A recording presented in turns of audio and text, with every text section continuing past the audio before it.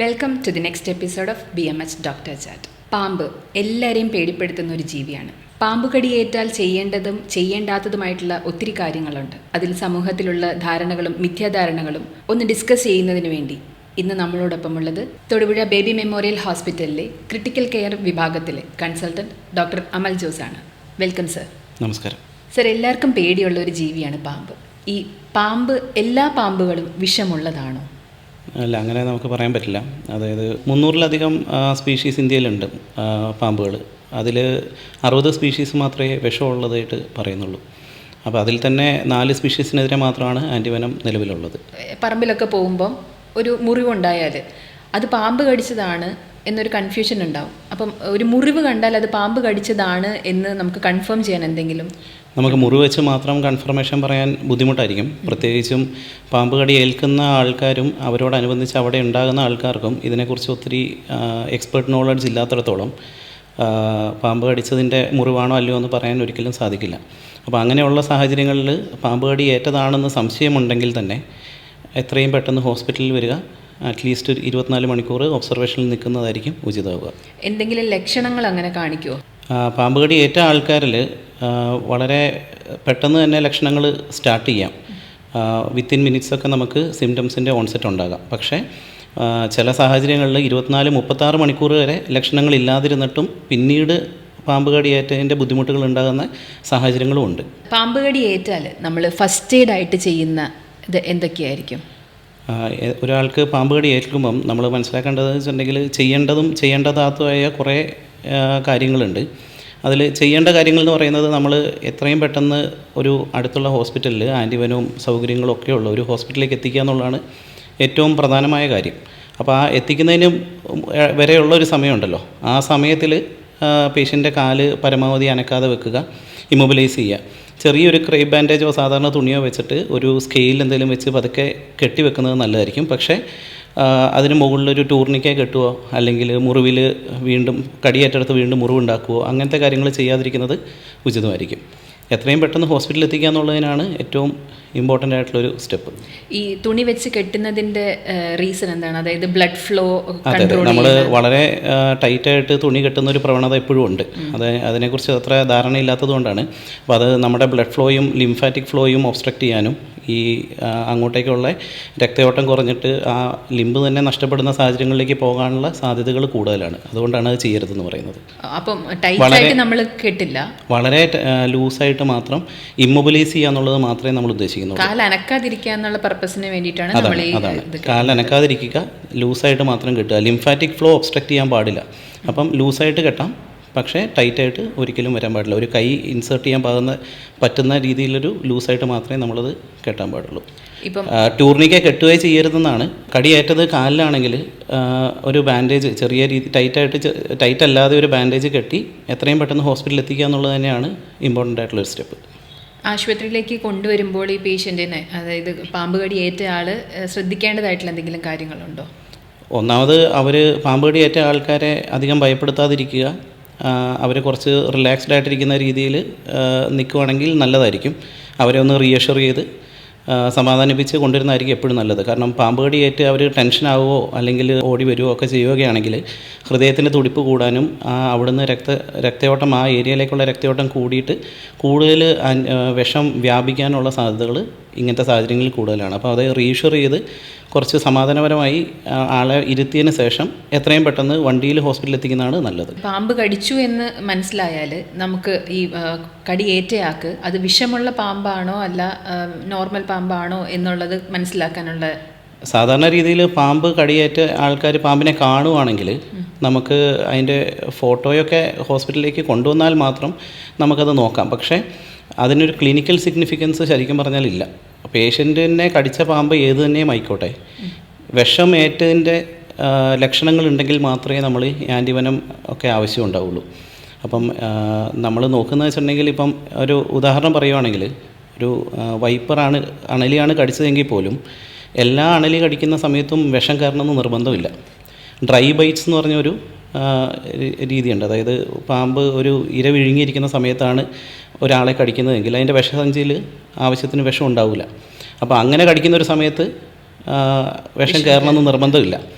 അപ്പോൾ അതുകൊണ്ട് കടിച്ച പാമ്പ് ഏതാണെന്നുള്ളതിനേക്കാൾ സിഗ്നിഫിക്കൻറ്റ് എത്രയും പെട്ടെന്ന് ഹോസ്പിറ്റലിൽ വരിക എന്നുള്ളതിനും പിന്നെ വന്നതിന് ശേഷം വിഷം കയറിയതിൻ്റെ രീതികൾ, അതിൻ്റെ ലക്ഷണങ്ങൾ കാണുന്നുണ്ടെങ്കിൽ അതിനെ നോക്കി ട്രീറ്റ് ചെയ്യുക എന്നുള്ളതിനാണ് കൂടുതൽ ഇമ്പോർട്ടൻസ്. അപ്പോൾ ഈ ലക്ഷണങ്ങൾ എങ്ങനെയാണ് നമ്മൾ കണ്ടുപിടിക്കുന്നത്? ഇത് ഹോസ്പിറ്റലിൽ അത് ഒരു പാമ്പ് ചികിത്സ സാധ്യമാകുന്ന ഒരു ഹോസ്പിറ്റലിലെ ഡോക്ടേഴ്സിനും അവരുടെ ആ ഒരു സപ്പോർട്ടീവ് ഡിപ്പാർട്ട്മെൻറ്റ്സിനുമാണ് അത് ചെയ്യാൻ പറ്റുക. നമ്മളിവിടെ വന്നിട്ട് ബ്ലഡ് ടെസ്റ്റുകളുണ്ട്, ക്ലിനിക്കലായിട്ടുള്ള സയൻസും എക്സാമിനേഷനും ഉണ്ട്. ഇപ്പം ഒരു എക്സാമ്പിൾ പറയുകയാണെങ്കിൽ, ഒരു മൂർഖൻ കടിച്ചു കഴിഞ്ഞ ഒരാളിൽ കണ്ണ് വളരെ പതുക്കെ അടഞ്ഞടഞ്ഞ് വരുന്ന രീതിയിൽ തുടങ്ങുന്നുണ്ടെങ്കിൽ അത് ന്യൂറോ പാരാലിസിസിൻ്റെ ഒരു ഇനീഷ്യൽ സിംറ്റമാണ്. അപ്പം അതൊക്കെ ഒരു എക്സ്പേർട്സാണ് മാനേജ് ചെയ്യുക, നോക്കുകയും ഒബ്സർവ് ചെയ്യുകയും മാനേജ് ചെയ്യുകയും ചെയ്യേണ്ടത്. ഓക്കെ. ഈ എല്ലാ ഇപ്പം പാമ്പ് കടിച്ച ഒരാൾ വന്നാൽ പാമ്പ് കടിക്ക് എഗെയിൻസ്റ്റ് ആയിട്ട് നമ്മൾ ഹോസ്പിറ്റലിൽ നിന്ന് ആൻറ്റിവനാണ് കൊടുക്കുന്നതെന്ന് പറഞ്ഞിട്ടുണ്ട്. അപ്പം എല്ലാ പേഷ്യൻസിനും വന്ന ഉടനെ തന്നെ നമ്മൾ ആൻറ്റിവനം കൊടുക്കുന്ന അങ്ങനെയാണോ നമ്മൾ ചെയ്യുന്നത്? അല്ല, അങ്ങനെയല്ല. നമ്മൾ ആൻറ്റിവനം കൊടുക്കുക എന്നുള്ളത് എപ്പോഴും രോഗിക്ക് പാമ്പ് കടി ഏറ്റതിൻ്റെ ലക്ഷണങ്ങൾ ഉണ്ടെങ്കിൽ മാത്രം ഇനീഷ്യേറ്റ് ചെയ്യുന്നൊരു കാര്യമാണ്. ഈവൻ ഇഫ് അതൊരു വിഷമുള്ള സ്പീഷീസാണ് കടിച്ചതെന്ന് നമുക്ക് ഉറപ്പുണ്ടെങ്കിൽ പോലും, ഞാൻ നേരത്തെ പറഞ്ഞതുപോലെ ഒരണലിയോ മൂർഖനോ കടിച്ചതെങ്കിൽ പോലും ഡ്രൈ ബൈറ്റിനുള്ള പോസിബിലിറ്റി ഉള്ളിടത്തോളം നമ്മൾ പേഷ്യൻ്റ് വരുന്ന പാടെ ആൻറ്റിവനം കൊടുക്കാൻ പാടില്ല. കാരണം ആൻറ്റിവനത്തിന് അതിൻ്റേതായ പ്രിക്കോഷൻസ് നോക്കേണ്ടതുണ്ട്. എപ്പോഴും പേഷ്യൻ്റ് വന്നതിന് ശേഷം പേഷ്യൻറ്റിനെ ഒബ്സർവ് ചെയ്ത് ഒരു ICUവിലും ED/ICUവിലും ഒബ്സർവ് ചെയ്തതിന് ശേഷം എപ്പോഴാണോ പേഷ്യൻറ്റിന് ഫീച്ചേഴ്സ് ഓഫ് എൻവെനമേഷൻ, അതായത് പാമ്പ് കടി ഏറ്റതിൻ്റെ ലക്ഷണങ്ങൾ ബ്ലഡ് ഇൻവെസ്റ്റിഗേഷൻസിലോ ക്ലിനിക്കലിയോ ആയിട്ട് കാണുന്നത്, ആ സമയത്ത് മാത്രമേ നമ്മൾ ആൻറ്റിവനം സ്റ്റാർട്ട് ചെയ്യത്തുള്ളൂ. അത് ചിലപ്പോൾ മണിക്കൂറുകൾ എടുത്തേക്കാം, ചിലപ്പോൾ വിത്തിൻ മിനിറ്റ്സ് തന്നെ ലക്ഷണങ്ങൾ വരുവാൻ സാധിക്കും. അത് ഡിപ്പെൻസ് ആണ് പേഷ്യൻസിന് കടിച്ച പാമ്പിൻ്റെയും വിഷത്തിൻ്റെയും ഡിപ്പെൻഡ് ചെയ്തിട്ടായിരിക്കും ഈ അതായത് ശരീരത്തിൽ അത് കാണിച്ചു തുടങ്ങുന്നത്. അതെ, യൂഷ്വലി പാമ്പ് കടി ഏൽക്കുന്നത് പലപ്പോഴും മസിലിലേക്കായിരിക്കും വിഷം കയറുക. പക്ഷേ റെയർലി അത് നേരെ നമ്മുടെ വീന സിസ്റ്റത്തിലേക്കോ, അതായത് ബ്ലഡ് വെസലിൻ്റെ അകത്തേക്ക് കയറാനുള്ള സാധ്യത ഉണ്ട്. അപ്പോൾ അങ്ങനെ വന്നാൽ വളരെ സഡനായിട്ടുള്ള ഓൺസെറ്റും പോസിബിളാണ്. അപ്പോൾ വിഷമുള്ള പാമ്പാണ് കടിച്ചത്, ശരീരത്തിൽ വിഷം ഏറ്റിട്ടുണ്ടെന്നുണ്ടെങ്കിൽ ഇപ്പം മനുഷ്യ ശരീരത്തിൽ അത് ഏതൊക്കെ അവയവങ്ങളെയായിരിക്കും ഡയറക്റ്റായിട്ട് ബാധിക്കുന്നുണ്ടാവുക? പാമ്പ് വിഷം ഏറ്റാൽ നമ്മൾ മെയിൻലി ബാധിക്കുന്ന 2 തരത്തിലാണ് അതിനെ ക്ലാസിഫൈ ചെയ്യുന്നത്. ഒന്ന് വാസ്കുലോടോക്സിക് എന്ന് പറയും, അല്ലെങ്കിൽ ഹെമറ്റോടോക്സിക് എന്ന് പറയും. രണ്ടാമത്തേത് ന്യൂറോടോക്സിക് എന്ന് പറയും. ഈ ന്യൂറോടോക്സിക് എന്ന് പറഞ്ഞിട്ടുണ്ടെങ്കിൽ നമ്മുടെ ശരീരത്തിലെ ഞരമ്പുകളെയും മസിൽസിനെയും ബാധിച്ച് പാരാലിസിസ് ഉണ്ടാക്കി ശ്വാസം മുട്ടിയാണ് പേഷ്യൻ്റ് മരിക്കുക. അതേസമയം രക്തത്തെ ബാധിക്കുമെന്ന് പറയുമ്പം രക്തത്തിലെ സെല്ലുകൾ പൊട്ടും, അത് പിന്നീട് കിഡ്നീനെയും മറ്റ് ഓർഗൻസിനെയൊക്കെ ബാധിച്ച് അങ്ങനെ ആ രീതിയിൽ പേഷ്യൻ്റ് മോശമാകാം. അപ്പോൾ ഈ 2 രീതിയിലുള്ള ബൈറ്റ്സിനും പക്ഷേ ആൻറ്റിവനം എന്ന് പറയുന്നത് നമുക്ക് സിംഗിൾ ആൻറ്റിവനമാണ്. കാരണം നമ്മുടെ ആൻറ്റിവനം കവർ ചെയ്യുന്നത് mainly cobra, krait, saw scale viper, Russell's viper, ഈ 4 പാമ്പുകൾക്കും കൂടെ വേണ്ടിയിട്ട് ഒരു സിംഗിൾ ആൻറ്റിവനമാണ്. അപ്പോൾ ഇതിൽ 2 ഹെമറ്റോടോക്സിക്കും 2 ന്യൂറോടോക്സിക്കുമാണ്. അപ്പം ഏത് പാമ്പ് കടിച്ചാലും നമുക്ക് സിംറ്റംസ് കാണിച്ചു തുടങ്ങിയാൽ നമ്മൾ ആൻറ്റിവനം കൊടുക്കും. അതെ, പാമ്പ് കടി ഏറ്റതിൻ്റെ ലക്ഷണങ്ങൾ കണ്ടു കഴിഞ്ഞാൽ നമ്മൾ ഈ പറഞ്ഞ സ്പീഷീസിലുള്ള പാമ്പുകളിൽ നമുക്ക് ആൻറ്റിവനം കൊടുക്കാം. നമ്മൾ മനസ്സിലാക്കേണ്ട ഒരു കാര്യം എന്ന് വെച്ചിട്ടുണ്ടെങ്കിൽ, ആൻറ്റിവനം കവർ ചെയ്യാത്ത മൈൽഡ്ലി വെനമസ് ആയിട്ടുള്ള മറ്റ് പാമ്പുകളുണ്ട്. അപ്പോൾ അത് ഡിസ്റ്റിങ്ക്വിഷ് ചെയ്തിട്ട് വേണം എപ്പോഴും ആൻറ്റിവനം ഉപയോഗിക്കാം. ഇപ്പം ആശുപത്രിയിൽ ഒരു പേഷ്യൻ്റ് പാമ്പ് കടിച്ച് വന്നു, ഇനി അവരതിൽ പാമ്പിൻ്റെ ഫോട്ടോയും ഉണ്ട്, അത് ഡ്രൈ ബൈറ്റ് ആണോ എന്ന് ഐഡൻറ്റിഫൈ ചെയ്യുന്ന ഒരു സ്റ്റേജ്. അപ്പം നമുക്ക് എല്ലാ പേഷ്യൻസിനും ഒരേ പ്രൊസീജിയറിലാണോ ചികിത്സാ രീതികൾ വരുന്നത്? അതായത് എമർജൻസിയിൽ വന്ന പേഷ്യൻസിന് നിങ്ങൾ ട്രീറ്റ് ചെയ്യുന്ന ചികിത്സാ രീതികൾ എന്തൊക്കെയാണ്? ഫോട്ടോ ഉണ്ട് എന്നുള്ളത് ഒരു നിർബന്ധമുള്ള കാര്യമേ അല്ല. ഒരിക്കലും പാമ്പ് കടിച്ചതിന് ശേഷം ആ ഏരിയയിൽ ആ കടിച്ച പാമ്പിനെ അന്വേഷിച്ച് പോകേണ്ട കാര്യമില്ല. അതിനെ വളരെ ക്ലോസ്ലി കാണാൻ പറ്റിയെങ്കിൽ ഒരു ഫോട്ടോ എടുത്താൽ ഉപകാരമായിരിക്കും എന്ന് മാത്രമേ ഉള്ളൂ. പാമ്പ് ഏതാണ് എന്നുള്ളതിന് സിഗ്നിഫിക്കൻസ് വളരെ കുറവാണ്. അപ്പം പേഷ്യൻ്റ് നമ്മുടെ ഹോസ്പിറ്റലിൽ എത്തിക്കഴിഞ്ഞാൽ ഇനീഷ്യലി എമർജൻസി വിഭാഗത്തിലായിരിക്കും വരിക. അവിടുന്ന് അവർ ഇവാലുവേറ്റ് ചെയ്ത് പേഷ്യൻ്റെ ഹിസ്റ്ററിയും കാര്യങ്ങളും ബൈസ്റ്റാൻഡേഴ്സിൻ്റെ അടുത്ത് നിന്ന് എടുത്തതിന് ശേഷം എൻവെനമേഷൻ്റെ ഫീച്ചേഴ്സ്, അതായത് വിഷം കയറിയതിൻ്റെ സൈൻസ് ഉണ്ടെങ്കിൽ അവർ ആദ്യത്തെ ആൻറ്റിവനത്തിൻ്റെ ഡോസ് സ്റ്റാർട്ട് ചെയ്ത് അവരെത്രയും പെട്ടെന്ന് ബ്ലഡ് ഇൻവെസ്റ്റിഗേഷൻസ് ഒക്കെ വിട്ടതിന് ശേഷം എത്രയും പെട്ടെന്ന് ICUവിലേക്ക് മാറ്റും. ICUവിലേക്ക് മാറ്റിയതിന് ശേഷം നമ്മൾ ഈ കെയർ ബാക്കി അവിടെ ICUവിലായിരിക്കും കണ്ടിന്യൂ ചെയ്യുക. അപ്പം ഫസ്റ്റ് 24 hours യൂഷ്വലി എൻവെനമേഷൻ്റെ ഫീച്ചേഴ്സ് ഒന്നും കാണുന്നില്ല എങ്കിൽ നമ്മൾ സെക്കൻഡ് ഡേയും കൂടെ ഒബ്സർവ് ചെയ്തിട്ട് ഡിസ്ചാർജ് ചെയ്യും. അതേസമയം എൻവെനമേഷൻ്റെ ഫീച്ചേഴ്സ് ഉണ്ട്, വിഷം കയറിയതിൻ്റെ ലക്ഷണങ്ങൾ കാണുന്നുണ്ടെങ്കിൽ ആൻറ്റിവെനത്തിൻ്റെ കോഴ്സ് കംപ്ലീറ്റ് ചെയ്ത് ഈ പാമ്പ് കടി ഏറ്റതുമായിട്ട് ബന്ധപ്പെട്ട് വന്നിരിക്കുന്ന കോംപ്ലിക്കേഷൻസും ട്രീറ്റഡ് ആയിട്ട് നമ്മൾ നോക്കിയിട്ട് ഡിസ്ചാർജിനെ കുറിച്ച് ആലോചിക്കുക ചെയ്യുക. സർ, ചികിത്സകൾ യഥാക്രമം നടത്തിയാലും എന്തെങ്കിലും സൈഡ് ഇഫക്ട്സ് പേഷ്യൻസിനുണ്ടാവും? പാമ്പ് കടിച്ചു എന്നവർക്ക് മനസ്സിലായി, കറക്റ്റ് ടൈമിൽ ഹോസ്പിറ്റലിലെത്തി, നമ്മൾ ഇൻവെസ്റ്റിഗേഷൻസ് നടത്തി, ആൻറ്റിവെനം കൊടുത്തു, എന്നാലും ഇവർക്ക് എന്തെങ്കിലും സൈഡ് ഇഫക്ട്സ് ഉണ്ടാവാനുള്ള ചാൻസ് ഉണ്ടോ? ഈ സ്നേക്ക് ബൈറ്റ് ഉണ്ടായതിന് ശേഷം നമ്മൾ എത്ര പെട്ടെന്ന് ആൻറ്റിവെനം കൊടുക്കുന്നതനുസരിച്ചിട്ട് വരാൻ സാധ്യതയുള്ള ഓർഗൻ ഡാമേജൊക്കെ വ്യത്യസ്തമായിരിക്കും പലർക്കും. കുറച്ചൊരു ലേറ്റ് പ്രസൻറ്റേഷൻ ആണെങ്കിൽ ഇപ്പം അണലി പോലെയുള്ള ഹീമറ്റോടോക്സിക് ബൈറ്റ്സിൽ കിഡ്നി ഫങ്ഷൻ മോശമാകാം. കിഡ്നി ഇഞ്ചുറി വന്നു കഴിഞ്ഞാൽ ചിലപ്പം മൂത്രത്തിൻ്റെ അളവൊക്കെ വളരെ കുറയുവാണെങ്കിൽ നമുക്ക് ഡയാലിസും കാര്യങ്ങളൊക്കെ പോകേണ്ടി വന്നേക്കാം. അപ്പോൾ അതുപോലെ തന്നെ മൂർഖൻ കടിച്ചതാണെങ്കിലും ഈ വളവളപ്പൻ പോലെയുള്ള ക്രേറ്റ് എന്ന് പറഞ്ഞ പാമ്പ് കടിച്ചതാണെങ്കിലും അതിൻ്റെ കോംപ്ലിക്കേഷൻസ് ആയിട്ട് റെസ്പിറേറ്ററി പാരാലിസിസ്, അതായത് ശ്വാസകോശം നമുക്ക് ശ്വാസം എടുക്കാൻ പറ്റുന്ന ഒരു അവസ്ഥയിൽ ബുദ്ധിമുട്ട് വരാനും ശ്വാസം മുട്ടൽ കൂടി ഓക്സിജൻ്റെ അളവ് കുറഞ്ഞു പോകാനുള്ള സാധ്യതയുള്ളതുകൊണ്ട് വെന്റിലേറ്ററിലൊക്കെ പോകാനുള്ള സാധ്യതയുണ്ട്. പാമ്പ് കടി ഏറ്റിട്ടുണ്ടാകുന്ന ബുദ്ധിമുട്ടുകളാണ് ഈ പറഞ്ഞ കാര്യങ്ങൾ. ഇനി സൈഡ് എഫക്ട്സ് എന്ന് ചോദിക്കുന്നത് മെഡിസിനെ കുറിച്ചാണെങ്കിൽ ആൻറ്റിവെനത്തിന് സൈഡ് എഫക്ട്സ് എന്ന് പറയാനുള്ളത് അലർജിക് റിയാക്ഷൻ വരാനുള്ള സാധ്യതകളുണ്ട്. പക്ഷേ ഈ അലർജിക് റിയാക്ഷൻ വരാനുള്ള സാധ്യതകൾ മനസ്സിലാക്കി അങ്ങനെ അലർജിക് റിയാക്ഷൻ വരുവാണെങ്കിൽ അതിനെ ട്രീറ്റ് ചെയ്യാൻ പറ്റുന്ന ഒരു യൂണിറ്റിൽ മാത്രമാണ് നമ്മളിത് കൊടുക്കുന്നത്. അപ്പം ഓരോ പേഷ്യൻസിനും ആശുപത്രി വാസം, ലെങ്ത് ഓഫ് സ്റ്റേ എന്ന് പറയുന്നത് ഡിപ്പെൻസ് ആയിരിക്കും. അവരെ എത്രമാത്രം എഫക്ട് ചെയ്തു എന്നനുസരിച്ചിട്ടിരിക്കും, വ്യത്യസ്തമായിരിക്കും. ഇപ്പം കിഡ്നി ഫംഗ്ഷനൊക്കെ മോശമാകുന്ന ആൾക്കാരിൽ കൂടുതൽ ദിവസങ്ങൾ ആശുപത്രിയിൽ വേണ്ടി വന്നേക്കാം. അതേസമയം വളരെ ആദ്യം തന്നെ നമ്മൾ ആൻറ്റിവെനമൊക്കെ കൊടുത്ത് ഇമ്പ്രൂവ് ചെയ്ത പേഷ്യൻസ് 24-36 മണിക്കൂറിൽ ഡിസ്ചാർജ് ആയി പോകുന്ന ആൾക്കാരും ഉണ്ട്. അപ്പം ഈ ഇമ്പ്രൂവ്മെൻറ്റ് നിങ്ങൾ എങ്ങനെയായിരിക്കും? ഈ കിഡ്നി ഫംഗ്ഷൻ വെച്ചിട്ടായിരിക്കുമോ? ഓരോ ഇപ്പോൾ വാസ്കുലോടോക്സിക് ബൈറ്റ്സ് ആണ് ഒക്കെ ആണെങ്കിൽ നമ്മൾ കിഡ്നി ഫംഗ്ഷൻ ഇമ്പ്രൂവ് ചെയ്യുക, മൂത്രത്തിൻ്റെ അളവ് ഇമ്പ്രൂവ് ചെയ്യുക. ഇപ്പം കാലിലുള്ള മുറിവ് മോശമായിട്ടുണ്ടോ, അപ്പം അത് അവിടുത്തെ മുറിവ് കൂടുതൽ അൾസറേറ്റ് ചെയ്യുന്നു, നെക്രോസിസ് വരുന്നു, അല്ലെങ്കിൽ അതിന് കമ്പാർട്ട്മെൻറ്റ് സിൻഡ്രോം എന്നൊക്കെ പറഞ്ഞുള്ള കോംപ്ലിക്കേഷൻസ് ഉണ്ട്. അപ്പോൾ ഈ വസ്തുതകളൊന്നും ഇല്ല എന്ന് ഉറപ്പിക്കുക. പേഷ്യൻ്റ് ക്ലിനിക്കലി ഇമ്പ്രൂവ് ചെയ്യുന്നെന്നുള്ളത് ബ്ലഡ് ടെസ്റ്റുകളിലൂടെയും ക്ലിനിക്കലിയാണ് നമ്മൾ മനസ്സിലാക്കുക. ഇതെല്ലാം ഇമ്പ്രൂവ് ചെയ്തതിന് ശേഷമേ ICUവിൽ നിന്ന് മാറ്റുക. ICUവിൽ നിന്ന് മാറ്റി വാർഡിലൊക്കെ നമ്മൾ ഒന്നുകൂടെ ഒബ്സർവ് ചെയ്ത് പേഷ്യൻറ്റ് കംപ്ലീറ്റ്ലി ഓക്കെ ആയി ഡിസ്ചാർജ് ചെയ്യാൻ പറ്റുന്ന ഒരു അവസ്ഥയിലാണെന്ന് ഉറപ്പിച്ചതിന് ശേഷം മാത്രമേ നമ്മൾ ഡിസ്ചാർജ് ചെയ്യത്തുള്ളൂ. ഇപ്പം പാമ്പ് കടി ഏറ്റിട്ട് ചികിത്സ വൈകുന്ന കേസുകളുണ്ടല്ലോ. എന്നുവെച്ചാൽ ഒരു കൺഫ്യൂഷൻ ഉണ്ടാക്കിയിട്ട് പിന്നെ ഒരു 3-4 hours കഴിഞ്ഞിട്ട് നമ്മൾ ഹോസ്പിറ്റലിന് അപ്രോച്ച് ചെയ്യുന്ന ടൈമിൽ അങ്ങനെയുള്ള പേഷ്യൻസിനുണ്ടായേക്കാവുന്ന ബുദ്ധിമുട്ടുകൾ എന്തൊക്കെയായിരിക്കും? പല കാരണങ്ങൾ കൊണ്ട് ചികിത്സ വൈകുന്ന അവസ്ഥയുണ്ട്. അപ്പം നമ്മളിപ്പം നമ്മുടെ നാട്ടിലൊക്കെ വിഷചികിത്സ എന്ന് പറഞ്ഞിട്ടുള്ള പാരമ്പര്യ വൈദ്യം അങ്ങനെ പല കാര്യങ്ങളുണ്ട്. അപ്പോൾ അതിൽ ട്രീറ്റ്മെൻറ്റ് എടുക്കാൻ പോകുന്നത് കൊണ്ട് വൈകാം. പിന്നെ കുറച്ചൊരു ട്രാൻസ്പോർട്ടേഷൻ ഫെസിലിറ്റിയിലൊക്കെയുള്ള ബുദ്ധിമുട്ടുകൾ കാരണം എത്താൻ വൈകുന്നതാകാം. പിന്നെ പാമ്പ് കടി ഏറ്റെന്ന് മനസ്സിലാകാതെ വൈകി പോകുന്ന സിറ്റുവേഷൻസും ഉണ്ട്. അപ്പം ഈ പറഞ്ഞ പല കാരണങ്ങൾ കൊണ്ട് വൈകി വരുമ്പം കോംപ്ലിക്കേഷൻസിൻ്റെ റേറ്റ് കൂടുതലാണ്, മരണസാധ്യതയും കൂടുതലാണ്. അപ്പോൾ ആ പേഷ്യൻസ് വൈകി വന്നാലും നമുക്ക് ആൻറ്റിവെനം കൊടുത്ത് അവരെ വൈകി വരുമ്പോഴേക്കും ആൻറ്റിവെനം കൊടുത്താൽ തന്നെയും ഉണ്ടാകാവുന്ന ഓർഗൺ ഇഞ്ചുറി ഉണ്ടല്ലോ, അതിൻ്റെ ഒരു ഡിഗ്രി വ്യത്യസ്തമായിരിക്കും. ഒരു ഉദാഹരണം പറഞ്ഞു കഴിഞ്ഞാൽ ഒരു അണലി കടിച്ച ഒരാൾ വരുമ്പം കുറച്ച് നേരത്തെ പ്രസൻറ്റ് ചെയ്തെങ്കിൽ കിഡ്നി ഫംഗ്ഷൻ മോശമായേക്കാം. പക്ഷേ എന്നിരുന്നാലും ഒരു പരിധിക്ക് അധികം മോശമാകാതെ നമുക്ക് ആൻറ്റിവെനം കൊടുത്ത് അതിനെ പ്രിവെൻറ്റ് ചെയ്യാൻ പറ്റും. അതേസമയം ഒരു 5-6 മണിക്കൂർ വൈകിയാണ് എത്തുന്നതെങ്കിൽ അത് അത്രയും കിഡ്നി ഫംഗ്ഷൻ മോശമായേക്കാം. കിഡ്നി ഫംഗ്ഷൻ മാത്രമല്ല, ഏത് ഓർഗൻ്റെ ഫംഗ്ഷനാണെങ്കിലും. ഇപ്പം കോബ്ര കടിച്ചിട്ടാണെങ്കിൽ ചിലപ്പം വൈകി എത്തിക്കഴിഞ്ഞാൽ നമ്മൾ ഹോസ്പിറ്റലിൽ എത്തുന്നതിന് മുന്നേ തന്നെ റെസ്പിറേറ്ററി പാരാലിസിസ് പോയി ശ്വാസം മുട്ടി മരണം സംഭവിക്കാനുള്ള സാധ്യത വളരെ കൂടുതലാണ്. അങ്ങനത്തെ ന്യൂസസൊക്കെ മുന്നേ ഉണ്ടായിട്ടുണ്ട്. അപ്പം വൈകി എത്താതിരിക്കുക, എത്രയും പെട്ടെന്ന് ഹോസ്പിറ്റലിൽ എത്തുക എന്നുള്ളത് ഏറ്റവും പ്രാധാന്യമുള്ളൊരു കാര്യമുണ്ട്. അത് സർ, ഈ നാട്ടുവൈദ്യത്തിൻ്റെ കാര്യം പറഞ്ഞല്ലോ, ആൾക്കാർ നാട്ടുവൈദ്യത്തിൽ പോയിട്ട് പിന്നെ നമ്മുടെ അടുത്തോട്ട് എത്തുമ്പോഴത്തേക്കും ലേറ്റ് ആകുന്ന കേസ്.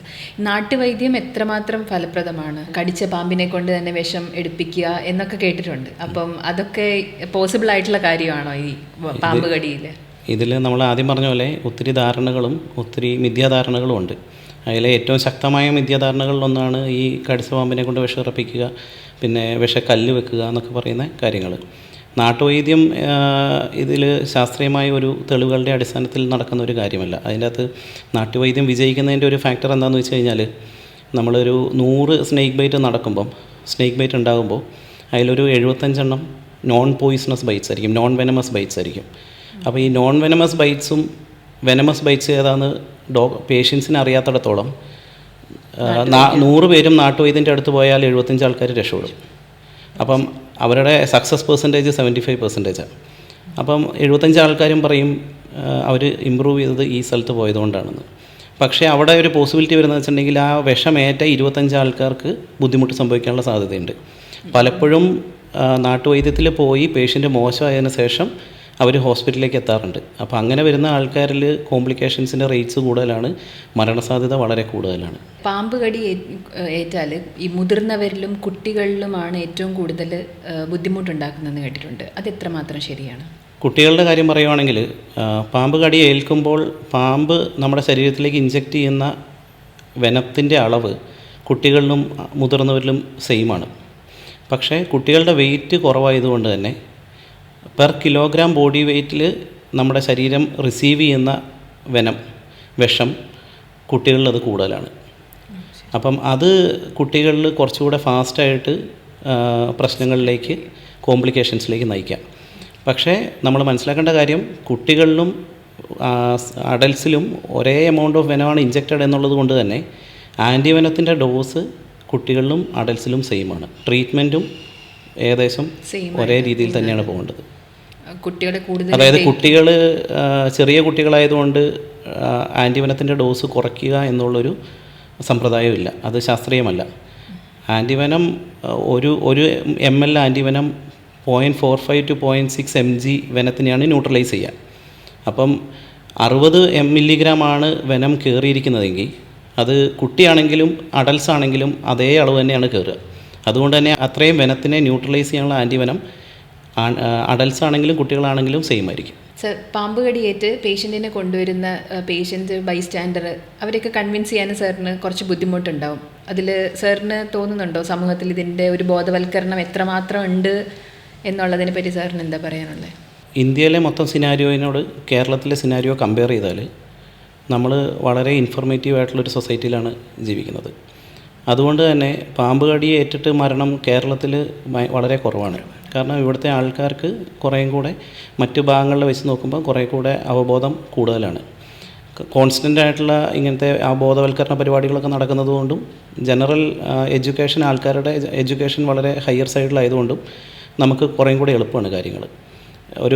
അതിൻ്റെ ഒരു കണക്ക് പറയുകയാണെങ്കിൽ മധ്യപ്രദേശിൽ ഒരു വർഷം 4000-5000 സ്നേക്ക് ബൈറ്റ് ഡെത്ത് ഉണ്ടാകുമ്പം കേരളത്തിൽ 100-ൽ താഴെ മാത്രമേ ഡെത്തേ ഉള്ളൂ. അപ്പം അത്രയും ഡിഫറൻസ് വരാനുള്ള കാരണം കേരളത്തിൽ അവിടുത്തെ പോപ്പുലേഷൻ കൂടുതലാണ് കേരളത്തെ കമ്പയർ ചെയ്യുമ്പോൾ. എന്നിരുന്നാൽ പോലും ഇവിടുത്തെ സാമൂഹിക അവബോധം അതിലൊരു വലിയ ഫാക്ടർ തന്നെയാണ്. പാമ്പ് കടിയേറ്റ് വരുന്ന ഒരു പേഷ്യൻറ്റിന് നമുക്ക് BMH തൊടുപുഴയിൽ എല്ലാ സർവീസും ഓഫർ ചെയ്യാൻ പറ്റുന്ന ഫെസിലിറ്റി നമുക്ക് അവൈലബിൾ അല്ലേ? അതെ, നമുക്കുണ്ട്. നമ്മൾ 24 മണിക്കൂറും പ്രവർത്തിക്കുന്ന ED critical care services snake ബൈറ്റിനെ ഏത് പോയിന്റിൽ വന്നാലും ട്രീറ്റ് ചെയ്യാനുള്ള സജ്ജമായിട്ടുള്ള സൗകര്യങ്ങൾ നമുക്കിവിടെയുണ്ട്. ആൻറ്റിവെനം നമ്മളെപ്പോഴും മെയിൻറ്റെയിൻ ചെയ്യുന്നുണ്ട്. 24/7 ED ക്രിട്ടിക്കൽ കെയർ സർവീസസ് നമ്മൾ ഓഫർ ചെയ്യുന്നുണ്ട്. സ്നേക്ക് ബൈറ്റിന് വേണ്ടിയിട്ട് ഒരു സ്പെഷ്യലൈസ്ഡ് ഡിപ്പാർട്ട്മെൻറ്റ് നമ്മൾ വർക്ക് ചെയ്യുന്നുണ്ട് ഇവിടെ. സർ, ഈ പാമ്പ് കടിയെ പറ്റിയിട്ട് സമൂഹത്തിന് കൊടുക്കാൻ പറ്റുന്ന ഒരു അവയർനെസ് സാറിന് എന്തായിരിക്കും പറയാനുണ്ടാവുക? ഓൾറെഡി അവെയർ ആയിട്ടുള്ളൊരു സൊസൈറ്റിയാണ്. എന്നിരുന്നാൽ പോലും സ്റ്റിൽ നമുക്ക് ലാപ്സസ് ഉണ്ട്. ഒരു സമൂഹം എന്ന നിലയിൽ, സൊസൈറ്റി എന്ന നിലയിൽ നമുക്ക് ലാപ്സസ് ഉണ്ട്. ഇപ്പോഴും റോങ് ആയിട്ടുള്ള ട്രീറ്റ്മെൻറ്റ് പ്രോട്ടോകോൾസ് അല്ലെങ്കിൽ സ്ഥലങ്ങളിലേക്ക് പോകുന്ന ആൾക്കാർ ഒരു പരിധിവരെ ഉണ്ട്. അപ്പം ഇതിൽ മനസ്സിലാക്കേണ്ട കാര്യം ഒരാൾക്ക് സ്നേക്ക് ബൈറ്റ് ഉണ്ടായിക്കഴിഞ്ഞാൽ, പാമ്പ് കടി ഏറ്റ് കഴിഞ്ഞാൽ എത്രയും പെട്ടെന്ന് അടുത്തുള്ള സയൻറ്റിഫിക്കലി പ്രൂവണായിട്ട് നമുക്ക് ചെയ്യാൻ പറ്റുന്ന സെൻറ്റേഴ്സ് കേരളത്തിൽ ധാരാളം ഉള്ളതുകൊണ്ട് എത്രയും പെട്ടെന്ന് അടുത്തുള്ള ഹോസ്പിറ്റലിലേക്ക് എത്തിക്കുക എന്നുള്ളതാണ് വളരെ ഇമ്പോർട്ടൻ്റ് ആയിട്ടുള്ളൊരു കാര്യം.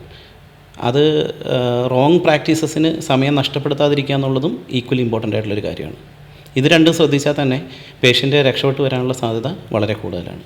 പാമ്പ് കടിയുമായി ബന്ധപ്പെട്ട ധാരണകളും മിഥ്യാധാരണകൾക്കും അറിവ് പകർന്നു തന്ന BMH ഹോസ്പിറ്റലിലെ ക്രിട്ടിക്കൽ കെയർ വിഭാഗം കൺസൾട്ടൻറ്റ് ഡോക്ടർ അമൽ ജോസിന് നന്ദി. പുതിയൊരു എപ്പിസോഡിൽ പുതിയൊരു വിഷയമായി കാണുന്നവരേക്കും this is Elsha signing off. Thank U.